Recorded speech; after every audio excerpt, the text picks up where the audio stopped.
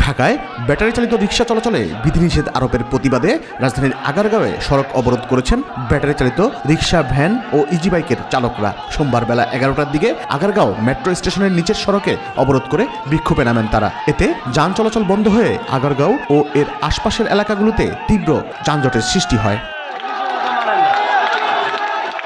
হুঁশিয়ারি উচ্চারণ করে আন্দোলনকারীরা বলেন, হাইকোর্টের রায় পুনর্বিবেচনা না করলে আগামী 30 নভেম্বর কঠোর কর্মসূচি ঘোষণা করা হবে। তাদের দাবি, রিকশা, ব্যাটারি চালিত রিকশা, ভ্যান এবং ইজি বাইক চলাচলে নীতিমালা চূড়ান্ত করার পাশাপাশি এসব যানবাহনের নিবন্ধন ছাড়াও চালকদের লাইসেন্স, রুট পারমিট প্রদান সহ চালকদের প্রশিক্ষিত করে সড়কে শৃঙ্খলা ফিরিয়ে আনতে হবে।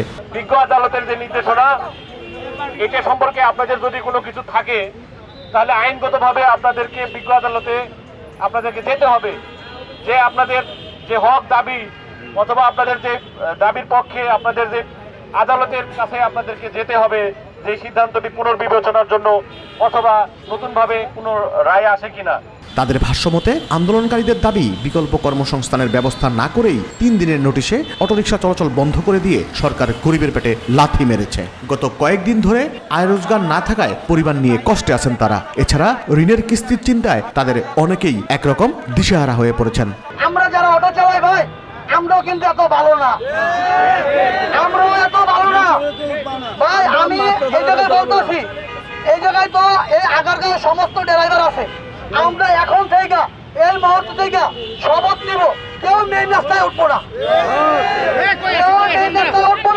এই পরিস্থিতিতে দাবি আদায়ের কঠোর কর্মসূচিতে যাওয়ার হুঁশিয়ারি দিয়ে আন্দোলনকারীরা বলেন, আমরা মূল সড়কে অটোরিকশা চালাবো না, তবে লোকাল সড়কে চালানোর অনুমতি না দেওয়া হলে দুর্বার আন্দোলন গড়ে তোলা হবে।